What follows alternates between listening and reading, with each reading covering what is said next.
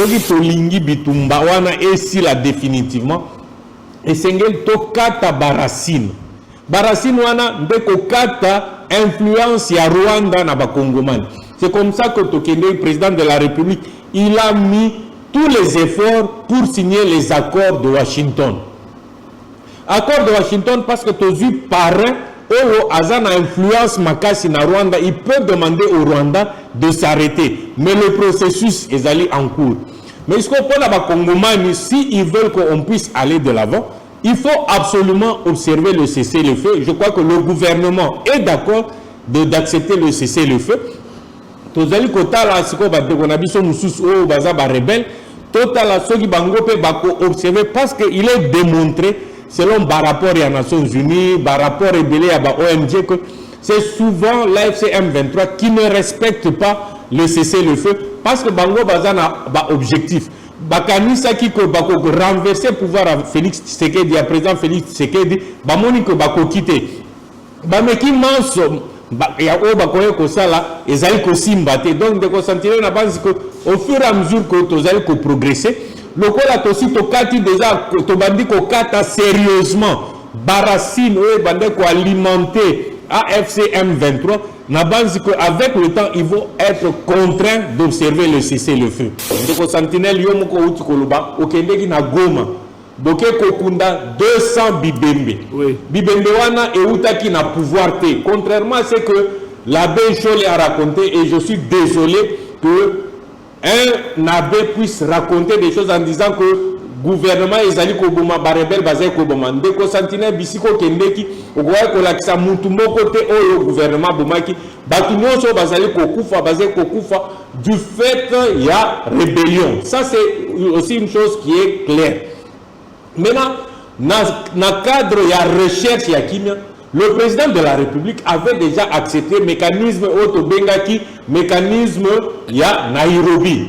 Donc, dans Nairobi, le président a déjà dialogué dans un groupe armé. Mais il y a un groupe qui s'est soustrait, estimant peut-être que Bango Baza Likolo et Batuno surtout, Bango Baké à part, va se soustraire dans Nairobi. C'est avec que, dans le cadre de la recherche ya kimia, le président de la République, il serait heureux ceux qui mboka mobimba kimia ezali bisika benso pour permettre le développement en Boka. C'est comme ça que le président de la République a accepté yako solola na ba rebelle na Doha. Donc si quelqu'un dit que dialogue, mais tous un dialogue na bango na avant même dialogue au batu bazo zela, tous allez ko dialoguer na ba M23 na Doha. Donc ça ne pose pas de problème, c'est aussi un fait, c'est réel tous allez ko solola na bango na Doha.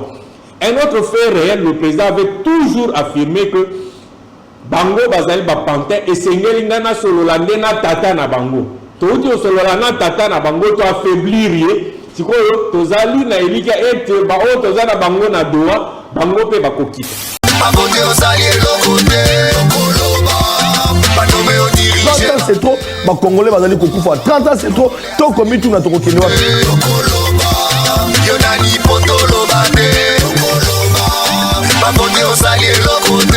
donc on a bandé qu'on a mis opposition au bazar pouvoir.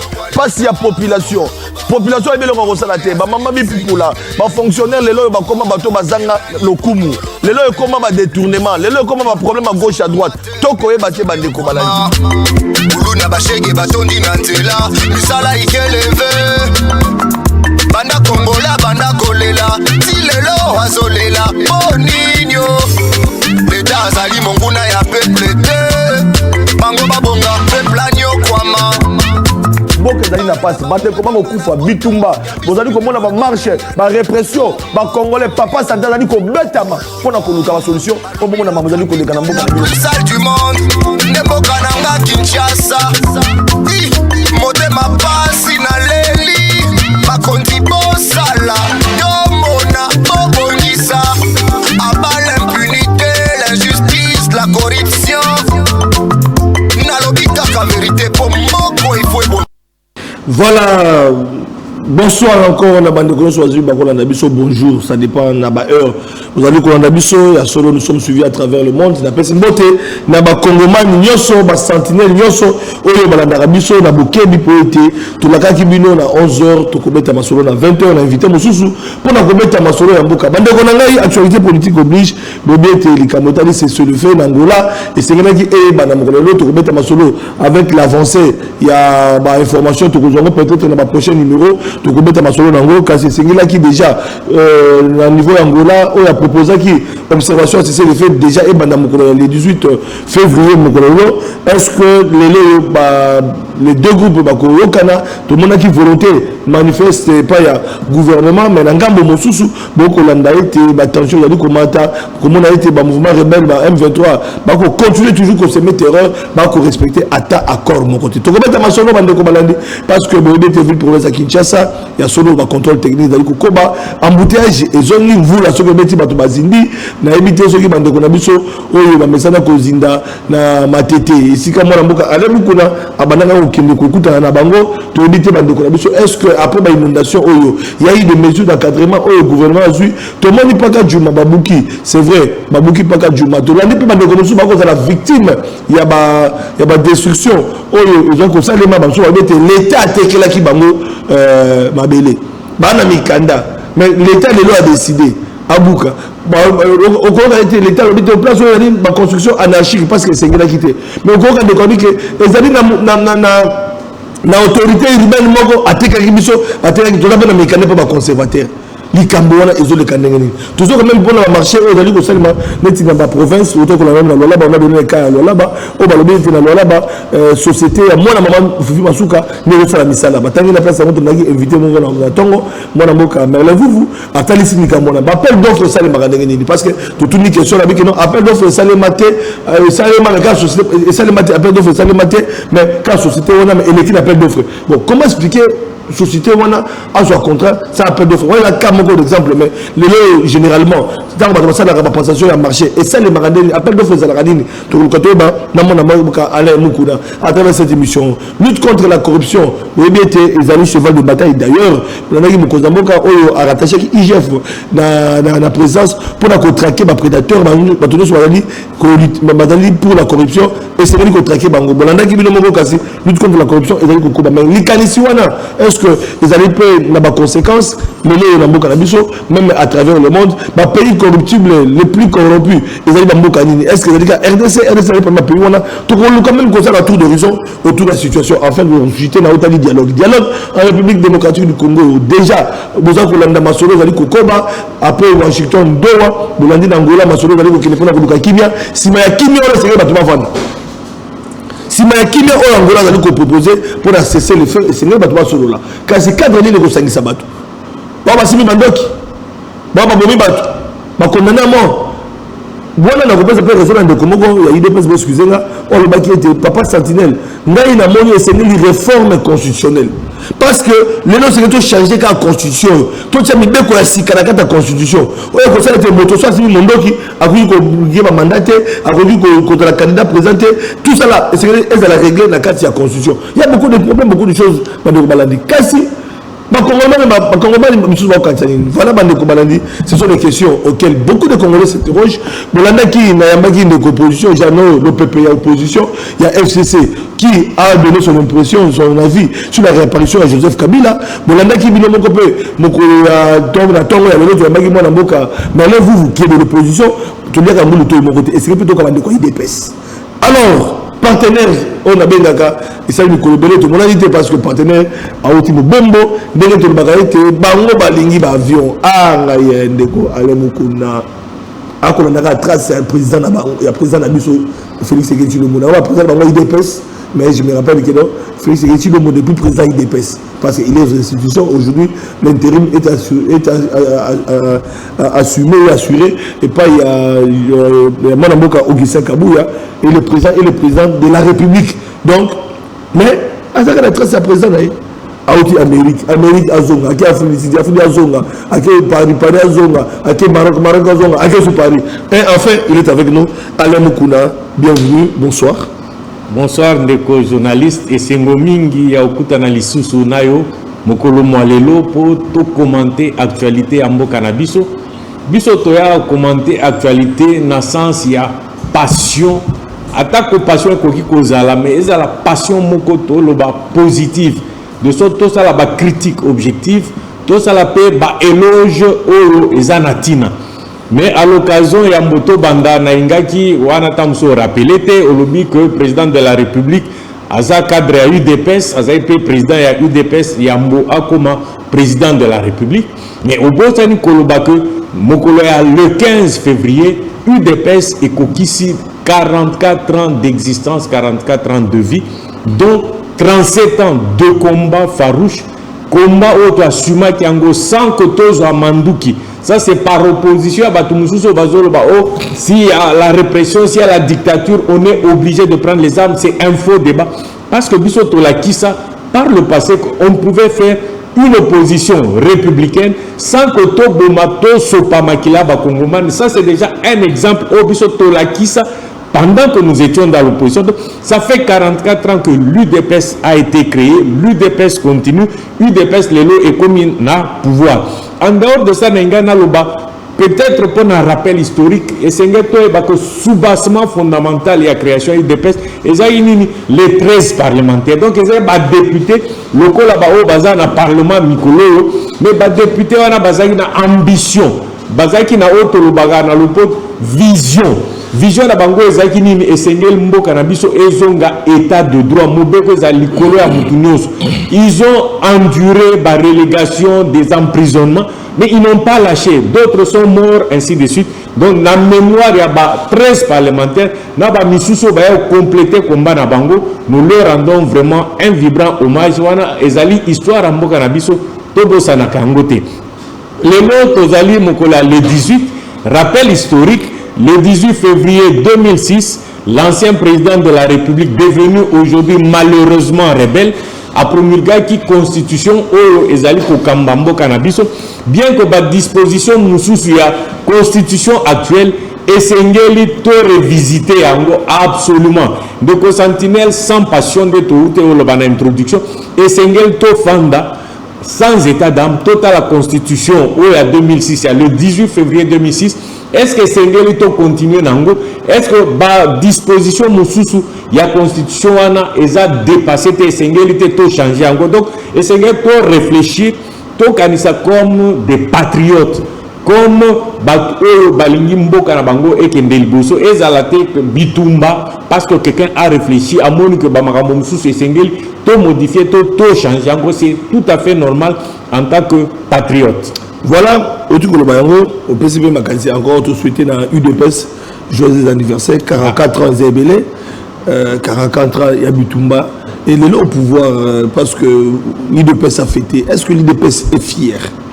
37 ans de lutte contre la dictature de Mobutu et 7 ans à la gestion Yamboka. Est-ce que l'UDPS a répondu à la préoccupation, au problème des Congolais selon la vision du feu Etienne Tshisekedi Wamulumba? Etienne Tshisekedi Wamulumba, 13 parlementaires, l'histoire a évolué. Sous chemin faisant, ils ont abandonné, d'autres ont fait mariage avec l'ancien pouvoir, ainsi de suite. Mais nous leur rendons hommage pour Bitumba Nabango, que nous devons continuer d'honorer. Maintenant, au Tuninga, est-ce que tu es fier? Fier d'une certaine manière, pourquoi? Parce que Touti Moussika et nous sommes arrivés au pouvoir. Étant arrivés au pouvoir, tout ça qui a un impérium total, global, pour tout le bateau, c'est l'UDPS qui est en train de gérer, bien que le président de la République Azali Moutou, il y a UDPS, mais il y a une institution Moussoussou Oyo et Sengeli a été composé par Nabatou Moussoussou, net in a premier mandat, tout ça qui est obligé à conjuguer à tambola na batu ya FCC et c'est nga to tambola pena bande ko na biso ya UNC au nom ya ba alliance politique. Mais il s'est fait malheureusement que dans le premier mandat vous avez connu ba problème et belé toyebi ango to uzongela ngote mais objectif na biso ezali ba plainte. c'est une réalité que Batouana Bayaki, bien que Bozana Bango et Longo, Ezaneti yo, Ozana Mwasina yo, Yozosa, Ozali Kosala Manso, Koluka Mosolo, Paul Libote Kendeliboso, ce qui Mwasina yo, Azali ko consommer de manière inconsidérée Mosolo na yo, Boko Kendeliboso, c'était un peu image à premier mandat. Mais nous continuons à fournir beaucoup d'efforts de sorte que objectif Nabiso, vision Nabiso, le peuple d'abord et Salema. Parce que Kobo Sanate, que ce Totangi, sigle Otobengi UDPS, c'est l'Union Union pour la démocratie et le progrès social. Union Wanande et Kotinda Biso, si dialogue il va y avoir et que tout le monde est d'accord, et c'est Tambola et Longo dans l'Union. La démocratie, ça signifie que Moutou a gagné, organisé l'élection, cycle, et puis Moutou a mérité qu'on gagne, a gagné à Zokambamboka. Et puis il y a ce que zali progrès social, yango, Bekonabiso Etienne Tshisekedi d'heureuse mémoire à Bengaki, yango, le peuple d'abord. Le progrès social est zali synonyme, toloba et kangamina et lokoto bengi, le peuple d'abord, na progrès social est zali et lokomo. Donc globalement, on peut dire que nous sommes sur la bonne voie. Bien que nous sommes à niveau Olo, boti na biso père fondateur Olo, bundelaki. Donc on n'a pas encore atteint ce niveau, mais essengeli to kende liboso. Mais entre autres, il y a quand même des avancées majeures du point de vue social. Na lobi bien avancé, na lobi tete aussi to komi na niveau Olo essengeli to koma. Voilà, l'UDPS au pouvoir, Motu Kolanda, 44 ans, ça s'est fait. Et voilà, moi, je suis tali sa difficulté au Bakutane Nango et qui est basali ko gérer pour que Congo et que les Liboso. Alors, moi, je suis moto kotana mamana makambo parce que Tokolobela makambo belé. Il lutte contre la corruption, il dialogue, il c'est le fait. C'est que là, ils ont observé, ils ont observé, mais tout ça va contour, le temps que tous ont information, il lobby, il y a une évolution, et ils ont qui, mais Claude Ibalanki, vous dites quelque chose? Absolument. Un coordonnateur à mécanisme de suivi à Bator, tout ça. Un proche de Tshisekedi. Aujourd'hui, il se retrouve dans M23. Est-ce qu'aujourd'hui, vous êtes fiers? Il y a comme on a qui région de rébellion mais ndeko santine so ute olandanga na bukebi na introduction na ngana lobaki pendant 38 ans tobundi sans jamais que tous soient mandoki. Ça signifie que wana nde ezali ligne de conduite ya biso bana ya UDPS. Donc ce que moi na UDPS alongwe na Nzela na biso akeko ko salier na bateau bazay mandu qui sait qu'il n'est pas dans la vision de l'UDPS. Kobo sanate notre mentor Etienne Tshisekedi d'heureuse mémoire alobaki nini combat ya UDPS ezali loko la balle de chauve. Balle de chauve elingi koloba nini batu oyo bazaka na sukite balingi basala balle na bango neti feti na bango. Batu msusu lokola balinga ba tricher likamba tricherie to lobango mingi to ozongela ngo lisusu bango bazai na suki na bango ebotama mais basali sambla bakati nde suki baye ko participer na balle mais lokola balle e bandai ko umela fete ezo umela bamonika batu msusu suki e bandi ko bima lokola bakoma yi déjà découvert bazaki obligé à un moment donné balongwa na fete wana parce que bazo répondre na ba critère T. Donc yango on a ngana loba ce que moi batu mususu bazolongwa na ligne de conduite oyo biso nyonso ba ndeko ya UDPS tout au moins ba oyo ba kota na UDPS par conviction ligne de conduite na biso yango wana lutte non armée. So mutu akeko salier na banani na ba rebelle o bazo boma bandeko bazo salela manduki, ça veut dire simplement que il n'est pas dans notre ligne, il n'était pas de notre lokola pe yesu masia bandolo ba parmi bandeko na ponaki moko azaki abisoté. Donc c'est pour dire que ce monde ba comportement neti aba ibalanki c'est qui n'était pas de notre. Voilà. Et une question de précision parce que moi tout qui nga isokozu Alem Kuna à l'époque Alem Kuna ida mobimbo tozonga question na pe de comme ça ba iso tout Alem Kuna répondre yo. Tout na une question. Bango Bango n'a pas ce régime parce qu'il est de l'UDPS sur son pouvoir. Maintenant qu'il ministre intérieur kokanga peut perdre. Parce que on a qui corrigeant de rébellion M23 et Zalaki on a cadre la PPRDT. On a Zalaki allié la PPRD mais qui corrigeant de Kangi Bango Kangi activité à PPRD. Est-ce que il y a Alem Kouna qui peut senga le ministre intérieur à Kangapé IDPS ndenge akandi PPRD parce que moko ya ba oba qui proche ya mokonza moko pe ba ali IDPS ba région de rébellion ndenge moko ba Henri Magie ba mususu ba ba mbololo la PPRD ba région officiellement M23 et c'est lui ba radier peu radier c'est très difficile ko ça là on va la PPRD ba ça pour la IDPS est-ce que c'est possible à l'empona que le IDPS ba kanga ngo parce que moko ba lié azali na M23. Non, et c'est tout bande qu'on a vu sur la différence. Total la paix parcours ya PPRD. Bitumba ya M23, AFC M23 et bandi août 2022. Donc depuis 2022, bato PPRD bando ça l'activité na bango sans entrave, sans que basa la contraint ou bien ba interpeller bango. Ça c'est une histoire d'abord vraie et singeli to et bango.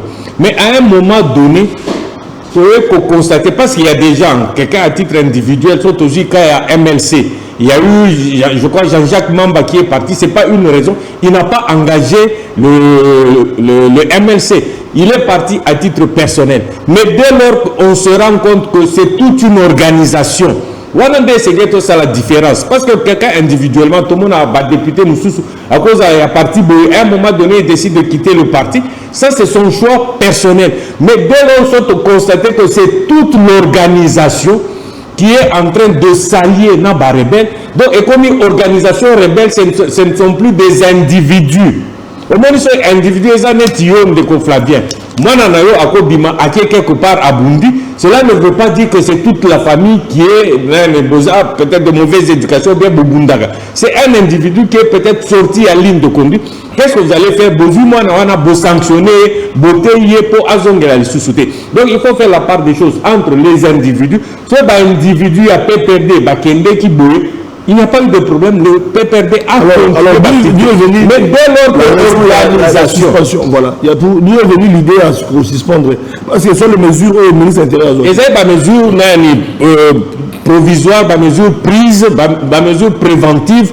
Dans le sens, il y a que mener davantage d'enquêtes. Mais au jour d'aujourd'hui, il est démontré que c'est le PPRD, la philosophie, le parti, qui est en accord avec l'organisation des rebelles. En commençant par, je ne sais pas comment on l'appelle, autorité morale. Autorité morale Nabango, il est totalement en accord avec l'AFC et le M23. Que dire de plus? Donc, on a des différences entre option individuelle et option du groupe. Donc, tout le PPRD au jour d'aujourd'hui, il est démontré qu'ils sont de mèche avec l'AFC et ce ne sont pas que des individus comme les Henri Magie au départ. Voilà, tu continues la question. Ma réaction, il y a déjà nous sommes en direct, nous allons répondre à certaines questions juste après l'émission. Alors, il y a une question qui a été soulevée ici sur le plateau. Natongo, mais il n'a pas posé question. C'est vrai que tu n'as pas de maîtrise sur cette question. Il y a Lualaba, d'autant plus que Gérard Lualaba. Mais en tant que Congolais, quand on apprend que Madame la gouverneure Azali la société appelle d'offres Salema qui sans concours et que c'est son fils qui gère et la passation des marchés. Explique-nous d'une manière générale pour les Congolais, ceux qui ça ou pas, mais les Congolais non passation des marchés. Appel d'offres Salema la société mon concours ça pour que les bâtiments gagnent le marché.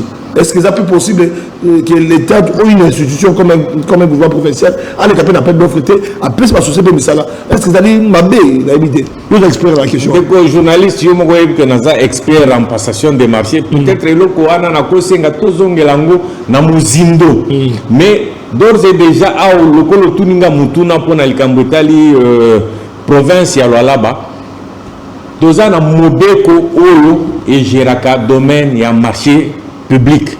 Ndeko Santiago aussi to beta pe lisolo nani dans le passé tolbaki ko mobeko o to bengaka la loi numéro 10/010 du 27 avril 2010 relative au marché public yango ezali koloba na mobeko nango na lende ya zomi na sambo na banzi article 17 elobi les marchés publics sont passés par appel d'offres. De consentiner appel d'offres lingi kolobanini ezali neti bosali concurrence compétition de sorte que entrepreneur to candidat au bazali intéressé na marché bango nyon surtout sans élimination sans discrimination mutu nyon surtout oro alingi aya ko concourir aya ko sala compétition ako bokoki ko empêcher été Mais article 1 est bâti dans l'alinéa à mi-balé les marchés publics peuvent être passés exceptionnellement. Donc, exception et qu'on dit que ça la procédure autobengi gré à gré. Donc ça signifie gré à gré, c'est la procédure au bossal appel d'offre, mais pour des circonstances particulières, boleki si yango na gré à gré. Donc gré à gré na mobile qu'on a vu sur article 41, 42, 43 et même 44, 45, au moins que le gré à gré est totalement encadré. Mais ce qui est lobby est que Azali n'a pas preuve. Donc ce sera une violation de la loi. Mais Owana maloba na esengeli pona ko lobalika momsusu esengeli to kende to mener banquette parce que yebi biso ba kongomani to mesana mingi na ba affirmation gratuite. Ba affirmation du genre au moins na naye ainsi de suite, mais ce que tozali na ba preuve et que gré à gré est respecté qui ba circonstance na yangote wane ko za la violation ya mibeko. Mais si ça a été fait conformément à la loi et même na auto benga na niveau ya province to benga ka édit provincial par rapport à ma marché public, si ça a été fait conformément, il n'y a pas de problème. La deuxième chose, à l'objet société wana ezali société à mwana à maman Fifi Masuka. Bon là il faut voir parce que les abats domaine sous ce single ko éviter au benga conflit d'intérêt. Yomoko bon wana c'est des enquêtes qu'il faut mener pour se rassurer parce que Flavien Biso Tolobi Tobunda pour un état de droit. État de droit, c'est un état qui ne se soumet pas des individus. Au cause de la gouverneur, au cause de la mona gouverneur, au cause de la président de la République, même ministre, biso banso et sengelito se soumettre na mibeko. Wanande bitumba biso bandeko bana UDPS. Maintenant, oro ba affirmation outi koloba ya ndeko vuvu et sengelito mener banquette a prouvé, a démontré que Maloba ou Aloba qui est allé à solo. Voilà, c'est une occasion aussi pour Papa Santé à Kolokapé. Parce que cette histoire revient beaucoup dans ma confrère Bélé. Je pense que Papa Santé a aussi tout. En tant que journaliste d'investigation, il faut qu'il pour moi, il y a un peu qui trop, est-ce que livre faux. Dans cette investigation, on a un messana. On a joué avion, on a eu à disposition avec mon réalisateur. Tout comme ndenge na biso tozupe ba réalisation to ba est-ce que zali fait to lokuta so peza bongo papa ça akoya ko bisa bino parce que la kendaka makambo na ngamoko to nazana mutute yo ba na papa ça tala bota parce que quand je me déplace c'est de passer ngamoko na ba frère na ngana ça musana nga attaque je fais d'investigation pe na zongi donc je vous demande ya mutu ya pour nini pambaté parce que ceux qui yo mo na ba moyen na yo okoza la soumis na pression à mutu mon côté c'est ça qui est très important et sengel pe na ndena uti koloba na cadre à pouvoir, les bisous depuis 2 ans à pouvoir, je crois que c'est la première fois que pour nous l'état de droit, mais ce n'est pas uniquement pour ça. On a vu des ministres arrêtés parce que viola qui n'y a marché public. Au jour d'aujourd'hui, le ministre de la Justice, Moutamba, est aujourd'hui incarcéré parce qu'il y a eu des problèmes dans le marché public. On a vu l'ancien directeur de cabinet du président de la République était incarcéré pendant le Cambodge dans le marché public. Donc, dans le marché public, on a vu que dans le régime Nabiso, au moins on a fait cet effort, il y a que soumettre Batunion surtout dans Mibeko. Les gens, même appartenant au pouvoir, étant au Sénégal, c'est qu'on n'a pas vu du temps de Kabila. Cela ne veut pas dire que du temps de Kabila, il n'y avait pas de dégâts. Moi, je suis expert dans l'EPP Bamakambo Bélé. Donc, dérive les Alaki, mais à l'époque, les Alaki Omerta, s'il a protégé. Mais cette fois-ci, on a vu que le président de la République, étant un membre de l'UDPS, un dirigeant de l'UDPS, il a prêché par l'exemple, dit que Botika Mibeko et Salamisala Ndenge Sengel et Salem. Son président, son directeur de cabinet a été en prison, il a été entendu, un procès public on n'avait jamais vu. Donc c'est pour dire au Tounenga, est-ce qu'on est fier de certains pas qui sont faits, mais on peut faire mieux. Voilà, merci beaucoup Bandeko. On a pris ces précisions, Bandeko, il y a Lualaba, Papa Santena, Nasina Okiango trop, na Lembi. Trop, est-ce que la livre Ngaïna Rokita na la Kibino na Rokita, quand on a Kindaki Bonde, Bolanda qui investigation, quand on a Makamedole Kana Bonde, quand on a Outaki na Bandaga, quand on a Zagana Goma, avant M23 Bakota. J'ai été à Goma pour voir question de Congolais Bakoufi, 200 morts, corps, il y a Congolais, Tokyo Kundana qui observe les bateaux Kundango. Et puis là, je salue Madame la ministre, l'ancienne ministre, il y a droits humains, Maman Chantal Tchambou, qui était coopérative parce que dans le bac il faut attendre, il y a des Congolais. Nous avons été avec mon réalisateur, mais avec Toto, nous avons vécu bandeko 200 corps. Bakundi Yango, et qui passe. J'ai été présent, donc dans la plateforme sur la TV. Vous verrez les images. Donc, quand je vais même dans ma investigation, dans mon je le dis toujours. Si vous avez une opposition, vous avez une investigation, même tourner, il y a Europe, même pas faire un politicien. Parce que non, non, c'est pas que la journée soit mamelle, il y a pas politicien. Nous avons été, si nous avons commencé le combat avant Kabila Kende, Boyebi, Papa Sentinelle a une agence de voyage. C'est pour dire que Babylon Moussou, Batoussou, ma politique à Kansa, qui n'a pas joué, c'est nous, merci d'abord. Donc j'annonce dans Okita, dans je vais recueillir des images dans Osara Yango. Dans Osara Yango, nous avons patron média dans l'autorisation, pas ministre Mouyaya. Ceux qui vont menacer dans Narouya. Donc je viendrai pour voir est-ce que c'est vrai, ma mesure de Keza Yango, tout est angoté. Je vais donner la vraie information.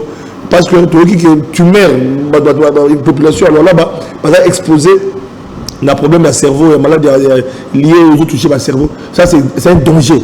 Ça, c'est un danger, on doit dénoncer. Est-ce qu'il y a vraiment une société minière ou une population qu'on vérifier si c'est vrai et que le gouvernement ne protège même pas la population là-bas.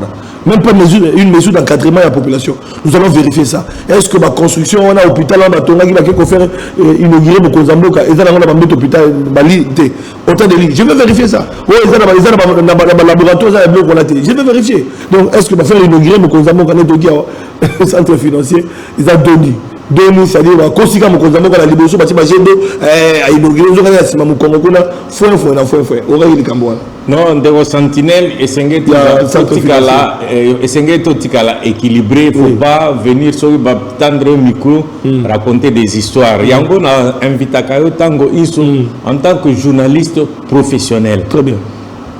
Aller jusqu'à dire que le président inaugure Badoni, je crois que c'est exagéré, parce que Bissika Batongi, centre financier, moi je suis un directeur dans l'office de route. Direction générale, la Bisson des Alaki et Sikawana, finalement, Longol Bisson Tozan, avenue de la science, Kotonga, immeuble. Je crois que immeuble comme un niveau Mungo, ils ont permettre fonctionnalité. C'est pourquoi on a inauguré ça. Et je me souviens pendant la période de construction, plusieurs fois le président de la République est parti visiter le chantier. Il n'a pas inauguré la période douane. Mais ça signifie que ça bâtiment les travaux continuent.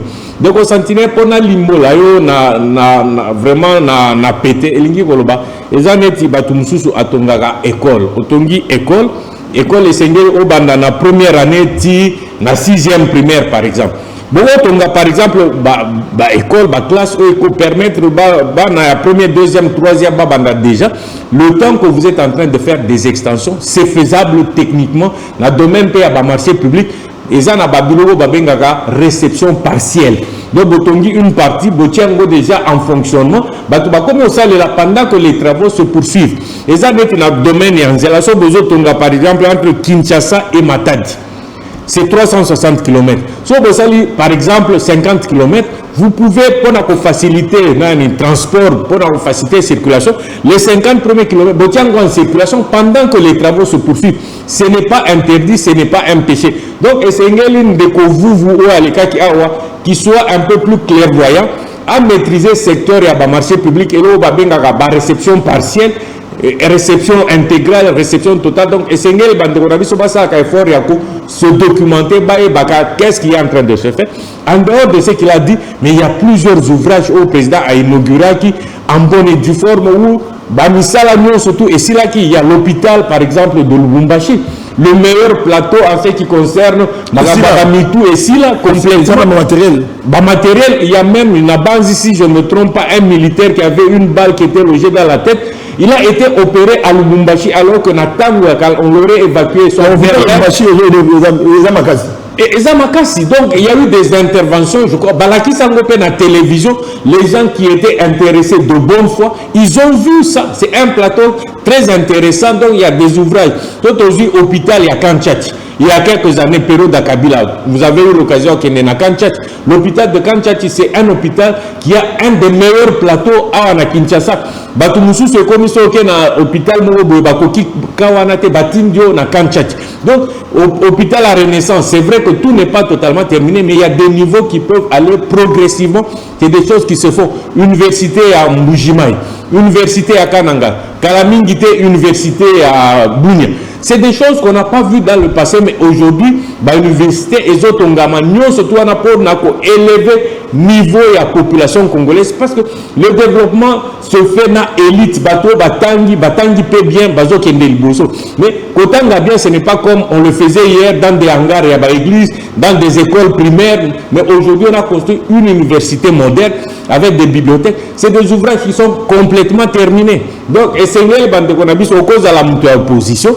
Je marie, c'est que l'abbé Kanda a toujours dit, quand c'est bien, on applaudit. Quand c'est mauvais, on critique. Donc, l'objectif, ce n'est pas dit que sur le qui n'a plateau, il faut venir tout critiquer de ce qu'il dit, même s'il vous a payé correctement, aux autres critiquer pour le plaisir. Donc, ça ne doit pas être ça le langage élite congolaise, ça ne doit pas être ça le langage intellectuel congolais. Quand c'est bien fait, il faut savoir apprécier. Voilà, ça m'a été condamné en gros. Moi, en tant qu'expert sur une question de la passation des marchés, la question, il y a lutte contre la corruption. Hein. C'est une question aussi qui d'aucuns s'interroge parce que la corruption, tout le monde est en Mboka, tout le monde est en Afrique, tout le monde est en Mboka Mindele, partout il y a des pays où il y a vraiment la corruption. Est-ce que c'est l'état des lieux et puis on appelle les Cambodgiens de corruption, puis ça va conseil par rapport aux conséquences, par exemple la Mboka Nabiso.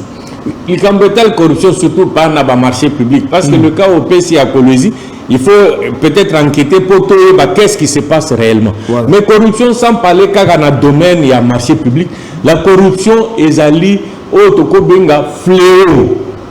Ils ont un cancer, ils ont allé au Bomabiso.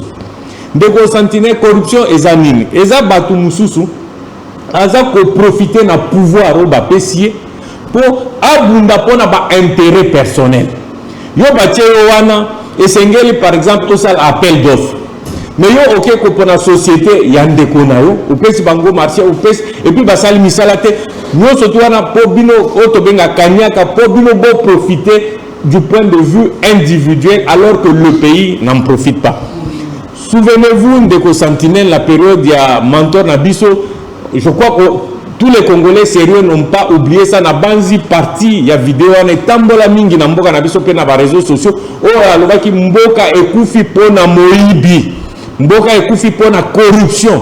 Na banzi que parmi les mots olo, les 13 parlementaires ont fustigé même depuis période à Mobutu Ezakinini lutte contre la corruption parce que la corruption est en forme belé, détournement, pot de vin.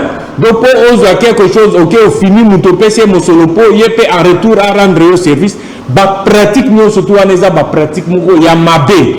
Et c'est un biso ban soto les mélango, de sentinelle, et pas na biso, corruption et comme un ango, c'est vrai, ils le disent, peut-être en rien, et comme une sport national, mais c'est un que biso ban soto se lever, tous décourager le cambo et la corruption. Corruption, ça signifie mosolo, c'est un qui est kende, et développer et tonga. Par exemple, ouvrage et tonga banzela et tonga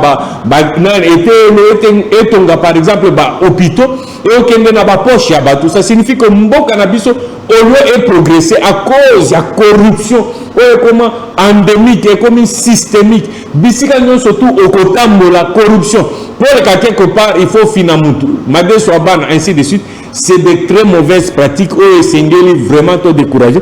Parce que selon les dernières informations, nous sommes parmi les 20 derniers, les moins bien classés dans la lutte contre la corruption. Ça n'honore pas un grand pays comme le pays.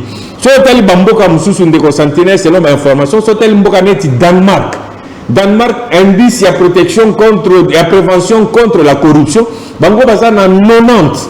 Donc ça signifie que le Danemark, c'est le meilleur pays qui décourage la corruption. Nazana Ndekonangamo à Zarakuna, un ancien de l'UDPS aussi, hier à Zarakuna na Danemark, Danemark, tu ne sais même pas que la corruption existe. Donc, dans Mboka Nabiso Ndeko Santé, tolingi tokende liboso na base esenge to créer front commun contre la corruption. Est-ce que l'autorité va cambier beaucoup bazali na misala et c'est quand on ko corrompre to pas exposer la corruption ba ko kayo le problème c'est éducation parce que éducation ya ba o tozali na bango na bandeko na biso est-ce que bazali vraiment prêt à comprendre tu sais que na biso tozoko na kala même pour que na kilasi au corrompre il passe na makilasi mais la corruption na bana na biso na baleki na biso na université et comme monnaie courante. Alors, c'est pourquoi na lobby est un cancer. Au moins, nous sommes un cancer. Cancer et ça la rabeni na ibambeli. Ezo kende muke ti ekoko manzoto mobimba o babengi métastase. Okomona mutu azo kende sa ba chimiothérapie suki ekomi okende nzoto ekomi kokonda. Donc, si tu prends image wana ndeko santile ozana mboka neti nzoto ya mutu. Erbo moni suki ekomi okende nzoto ekomi kokonda se kokonda ba salaire ya bato ekomi ko diminuer. Donc c'est une pratique que nous devons décourager. Beko Sentinelle, corruption est telle kaka bato oyo baza par exemple na gouvernement. La corruption est partout yomo outi oloba na ba kelas na ba etele. Corruption est comme mutupo ale ka kelasi na kelasi elandi faut corrompre. Pour aller quelque part au côté bisika par exemple soigner un hôpital il faut corrompre pour les kamutali bosso. Donc la pratique wana est comme tellement généralisée et comme systémique dans mboka na biso et ça la grande corruption, la petite corruption, la corruption passive active biso to comme pratiquement trempé to comme ko trouver yango normal mais eloko wana ezaneti muto so azobela cancer boko betela mutu maboko te so yazali ko bela cancer eloko esengeli bo sala nini esengeli de bo soigner. Donc likambo tali corruption de Sentinelle par rapport à makambo outi na mutu na outi otuna la corruption c'est un fléau. Et c'est une catastrophe. Au moins, quand on a ou bien tremblement de terre, donc la corruption c'est une catastrophe nationale et c'est bakozi parce qu'ils ont le pouvoir. Et c'est décourager et c'est toujours des mesures sévères pour décourager. Ce qui se passe chez nous aujourd'hui, c'est que Batumusu va combattre la corruption.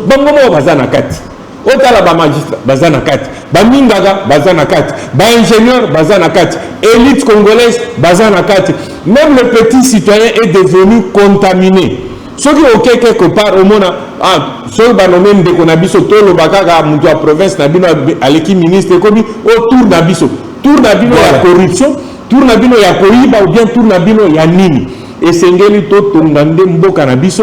Ndeko Sentinelle na komi basotali mboka na biso petit à petit c'est vrai que tozali ko ça va avancer avant tozali na ba réunion internationale ba conférence internationale to bando zalate petit à petit le géant est en train de se réveiller mais tokoki ko sala ba pas de géant ceux qui to lingi to combattre sérieusement et lo ketali corruption.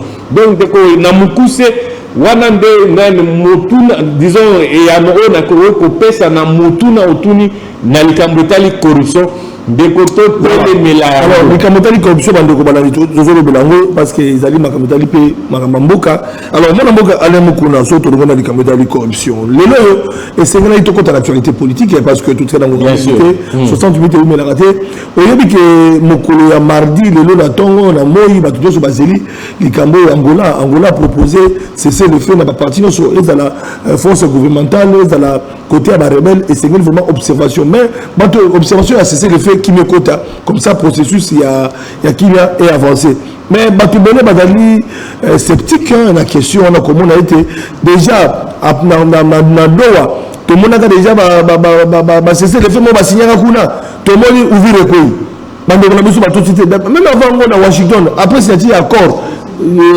entre Kagame na Tshisekedi devant président des États-Unis d'Amérique tu vas dire que qui est contre tout ouvrir les couilles tout ça là alors tout le monde a non respect est-ce que cette fois-ci l'Angola qui joue le rôle il y a Koluka Kimia comme ça la médiation pour que Kimia écoute toujours qu'on a demandé aux amis que le Canada à Washington cessation il y a feu est-ce que vous allez vraiment observer nous nous avons en Angambo il y a Banguna il y a Mboka donc cesser le feu est allé préalable na dialogue ezali préalable na makambo manso ndeko Sentinelle pona ba mama bipupula o bazai kolanda biso cesser le feu elingi koloba ezaneti mwasi na mobile na ndako bazo bunda to bazo finga na tout ça soki bolingi bozongisa kimia ya liboso bokosenga bango nini pardon botia nanu na se botika koswana botika nanu kofingana yo fanda nanu awa mama yo pe fanda côté na yo boyebisa biso eloko nini eleki entre bino po bokoma na niveau wana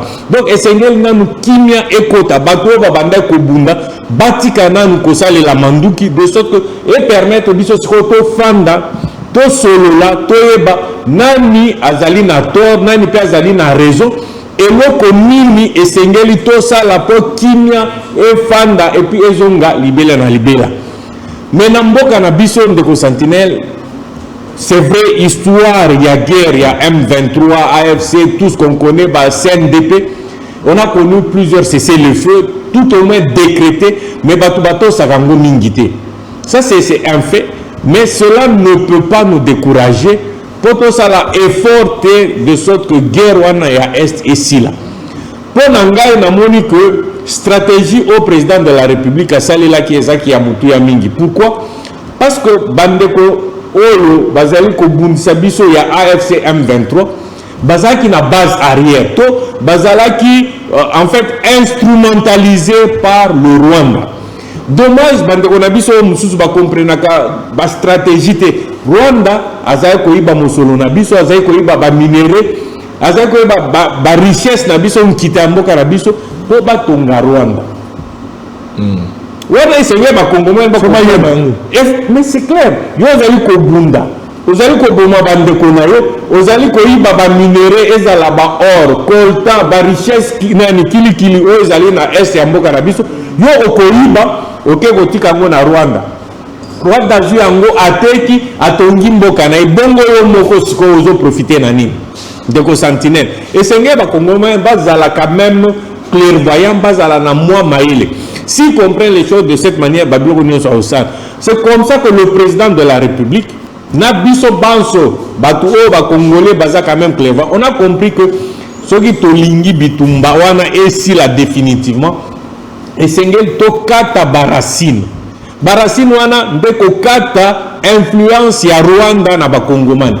C'est comme ça que Tokende, président de la République, il a mis tous les efforts pour signer les accords de Washington. Accord de Washington parce que tu as parrain ou Azana influence makasi na Rwanda, il peut demander au Rwanda de s'arrêter. Mais le processus est allé en cours.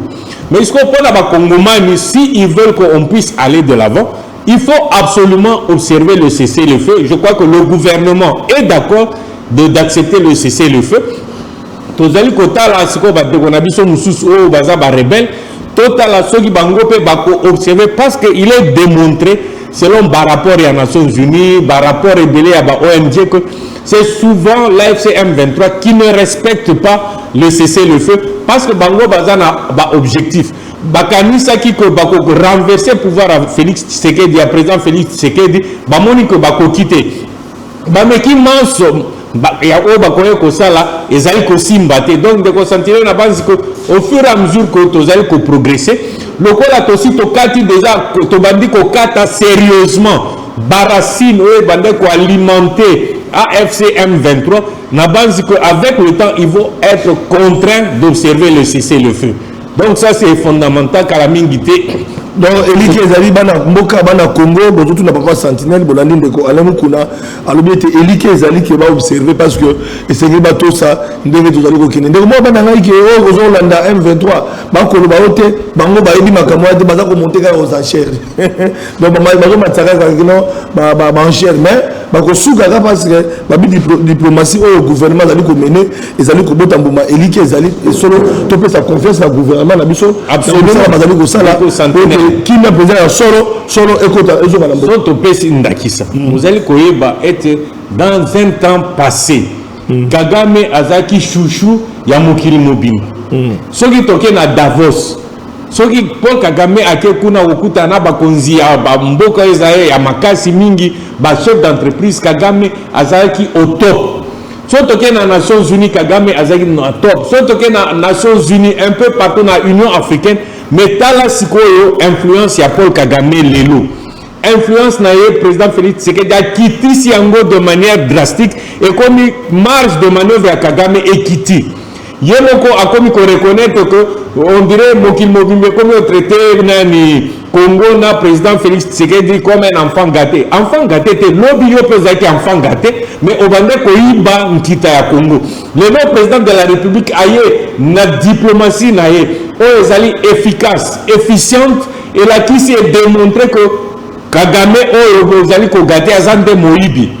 Depuis lors, Batunio surtout va comprendre, banda ko sungaye, moni que ça ne vaut pas la peine. Au moins lelo a comme ko bunda na Angleterre, na Royaume-Uni. Lelo a comme bunda contre ba voisins surtout pourquoi? Parce que attitude na comportement na et monani mokil mobimba et monani na pole. Donc moyen à continuer influence na sous ezate et le ko anande et comme si ko asphyxier AFM 23 et ko contraindre bango ba zala n'allez pas observer cesser le feu. Voilà. Question, il y a dialogue. Des questions à Souka, tout à l'heure, qui ça parce que TV Zangonga, Bandeko Balandi, tout à l'heure, Koba, la religion de la face au drapeau. Face au drapeau. Face au drapeau parce qu'il ne reste que 10 minutes. Bon, il nous reste 10 minutes. En fait, ce qu'on peut souhaiter, c'est qu'il y a beaucoup de choses. Il y a que ça dans le Canabiso. Et c'est que chaque Congolais a sa responsabilité. Et c'est que chaque Congolais, responsabilité na biso ezala kaka ya kolela au gouvernemental la biso mais c'est que responsabilité na biso ezala responsabilité moko participative. Ndeko santine so lupango na eza salité cause la te gouvernement aya kotia na propriété na lupango na. Ce qui devant lupango na ka niveau ezaka liboso lupango na. Ça la manso po ka niveau na yo ezala entretenu. Soyez moutounio surtout à entretenir qu'à niveau devant le pangonaï, au moins à maille ou bandakolika normalement, surtout comme un comportement citoyen. Toujours boire qu'à salité, bas déchets, na bas niveau, to que ne boucher bas niveau, to ko bongi sabanzela le lobby et baby les sous à cause d'un comportement incivique. N'abison de consentina, nous allons inviter bas congomani banso. Va se considérer comme des citoyens responsables pour permettre au cannabis effort au gouvernement et permettre biso token de liboso. Voilà. Face au drapeau, moi Namboka Alemukuna. Drapeau réalisé sur Nabiso parce que face au drapeau, ils avaient rubrique Nabiso Bandeko Balani Merveto orientation il y a un micro. Face au drapeau, ils avaient rubrique Nabiso Ndingeto le baga toujours et permettre à Nabiso Toyoka ba inviter Nabiso. Au-delà il y a ma partenance politique na bango. Au-delà il y a cause la moto IDPS. Alemukuna zana nos Congolais. Tant le drapeau est télémi, Alemukuna lobi akolonga IDPS. Mais akolonga moi na tatana maman na été au bazali baboti ba Congolais. À cause de la Congolais, il faut l'engamboka naï. Tshisekedi peut passer. Mais lui, Alemukuna va rester Congolais. Alors, Alemukuna face au drapeau, à la Kazaka naï, à mon politique, il y a IDPS, à répondre en tant que Congolais. Ou à l'Imboka. À mon na Kaboula Kabango, à tous les IDPS, on a dit peu perdre. Liboso, il y a drapeau, et c'est Ngelo Luba, Makaboula, ils allaient. Alors, mon Amboka, Alemukuna, exercice d'Abisso, tout ça, la population, Bakolanayo. Lelo likambo tali dialogue na kozongela pona koluka kimia po ete na monyele kolo kimia ate dialogue pona basusu esengeli bato basima ndoki bakota te moto kwa Kabila on sali réapparition na epe komisa biso Kabila azali na Congo azali wa bebo ete babisi biso na IDPS bobomaki Kabila déjà na matinée politique ata ko to mona ki Kabila lobi yango te me bandeko ba koloba ete ezali bandeko IDPS basalaki ba vidéo pona koloba ete Kabila si basi akufi Kabila sa akufi. Mais tout le monde Kabila vidéo à 8 secondes. Mais bonjour que donc Kabila lobi simino alobi se baba pour mon anika 8 secondes. Mais est condamné à mort à Zawapi. Nanga akoya na dialogue, Kabila akoya na dialogue inclusif yango ekozandeli pour basango bako senga inclusivité. Yo tant que Congolais au moni yango ndeko bosuka lobaki ete ndeko Tshisekedi alobi ete dialogue yango po basima ndoki bakota te. Ndeko na bi mais Tshisekedi azana bango na doa. Azana bango na doa bako solo nini boza la sembo bino IDPS. Mais awa oko répondre attaque Moïse Congo attaque aux moto IDPS mais lobela Congo dialogue pour être kimé kota na moniele et sengeli banani bakota ndeko Kabila otomoni azali na Congo esa kufita po aseku yebisa biso ba pas ngana sukiwa ndeko Sentinelle constat quel est le constat outi kolobango pe olobi semmo kimia ezali na mboka na bisote ça c'est une réalité ezali constat. So mtoye kolobalika mumsusu c'est que azali kokosa. Donc et là que j'ai expliqué bah voyage et belé bah réunion et belé aux allez que salema à travers le monde et bandaki na Uganda et na Kenya et suki toke na Angola, Afrique du Sud, toke Doha, toke Washington. Nous surtout wana ezali ko lakisa que kimia ezali na mboka na bisote. Ça c'est un constat, c'est un fait. Le kola bino ba journaliste bolobaka, les faits sont sacrés. Maintenant, Tokozongela Kambo, est-ce que les gens qui ont fait ont raison pas, ils ont tort. Ndeko Sentinelle yomoko uti koloba, okendeki na Goma. Boke kokunda 200 bibembe. Oui. Bibembe wana eutaki na pouvoir te. Contrairement à ce que l'abbé Cholet a raconté, et je suis désolé que un abbé puisse raconter des choses en disant que le gouvernement ezali koboma barebel bazai koboma ndeko Sentinelle bisiko kendeki okoya kolakisa mutu moko te oyo gouvernement bomaki batu nyonso bazali kokufa bazai kokufa du fait il y a rébellion. Ça c'est aussi une chose qui est claire. Maintenant na cadre il y a recherche ya kimia. Le président de la République avait déjà accepté le mécanisme Otobengaki, mécanisme il y a Nairobi. Donc, dans Nairobi, le président a déjà dialogué dans un groupe armé.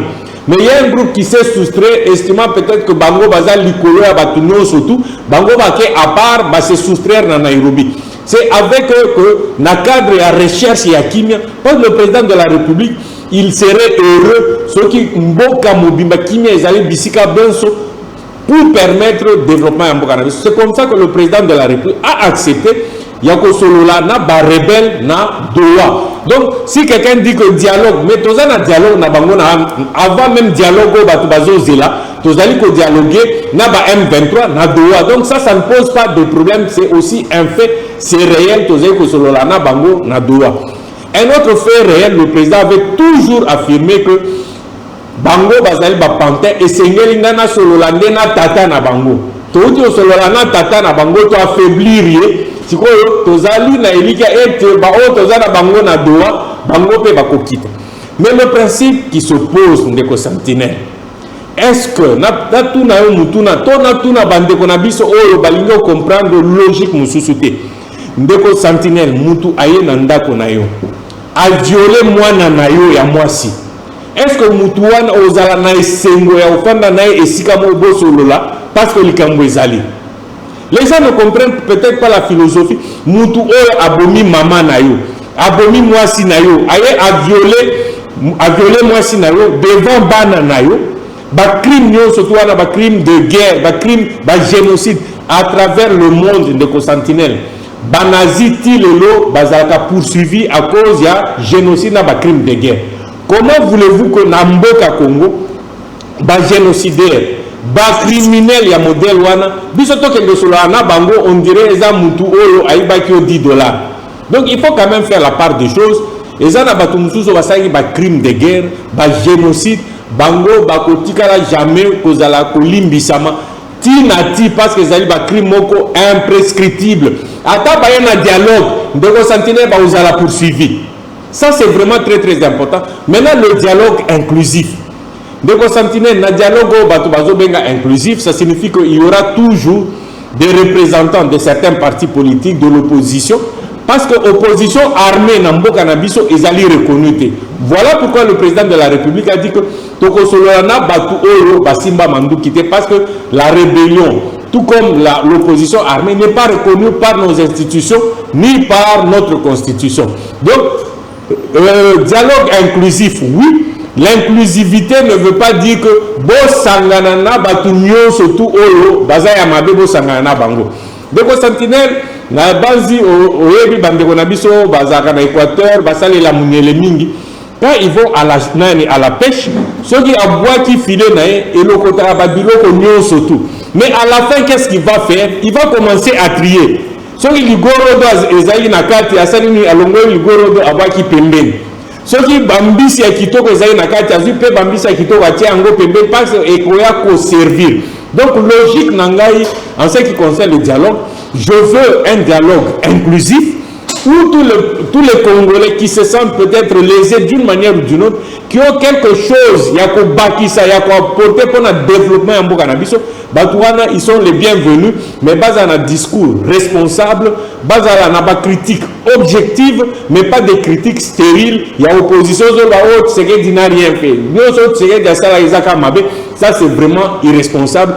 Ndekonanga logique yangwana opposition, donc il y a un dialogue inclusif. Moi, je suis totalement d'accord parce que le Congo appartient à tout le monde.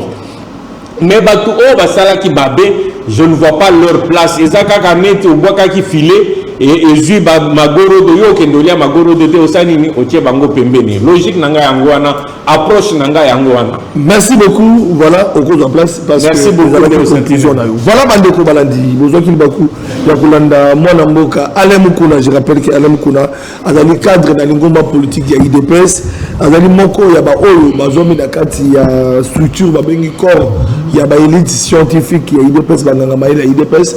Tout le Kabara qui n'a pas makanisi, peut être ma solo, dans le Talimbo Kapé, Boyoki, et à nos Penamituna, il y a opposant, oh, Balekaki, Liboso, Balobaki, oh, Balobaki, na Otali IDPS, à m'équiper comme Magnola, Peko, Yanola, Yamituna, opposition, Kitikaki, gestion, et Tata, École, après c'est makanisi, c'est ça les débats, les analyses républicaines, oh, ça, il y a un choc, il y a une idée, il y a un mais na kopesa makanisi oyo ekoki kotonga mboka ekende liboso matongo sentinelle pardon permettre pour na ingana corriger le mot robaki o bato IDPS babomaki Kabila c'est faux. Je crois que dans le débat ils ont maboye que ba militaire IDPS militaire on s'est dit vidéo pour que Kabila ça Koufi ba ça Koufa na Kabila ça rasouté réapparition il y a vidéo à 8 minutes balobi baba lobi IDPS bokomi koloba. Non, c'est pour dire simplement que biso na cadre officiel l'UDPS n'a jamais dit que Kabila est mort. Waneza correctif mo na lingana loba parce que tozana batu oyo bazali établi le président ad intérim le secrétaire général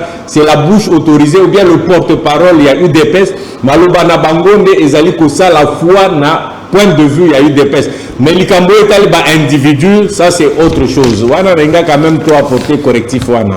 Merci beaucoup na énergie Lolo qui a été de notre merci na Merveille Toto merci na Christian Zanaki na prise de son merci également na Junior Bemba merci na grande équipe Mobimane to le toujours Bandeko Bandarabiso désormais Bolanda PES TV na partir il y a logiciel où vous allez informer bino vous télécharger na partir à Play Store TNF donc TNF-RDC vous avez ma chaîne à télévision entre autres PES TV, bonjour Papa Sentinelle, chaque jour à partir à 11h et chaque jour à partir à 20h, du lundi au vendredi, voulais-je dire.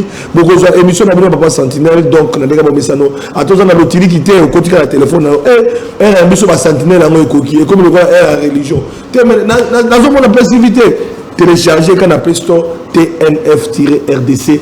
Au Tina Souka, aux UPS TV et rendez-vous. N'est-ce pas possible? On va vous faire des bakous, on va vous faire des émissions. Et c'est le cas. Donc, na ma plateforme na biso il y a des réseaux sociaux tout dans la page Facebook tout comme de la TV officielle tout ali na tout comme la TV na YouTube na TikTok voilà site wapi beaucoup de choses d'information peu d'émission attaquer merci beaucoup na ba décoration sur bazuli bakoko na biso merci na Mukuna merci na Jean-Paul Samo qui nous suit aussi à partir de ces instants il est avec nous ici sur le plateau nous vous disons encore une fois de plus au revoir.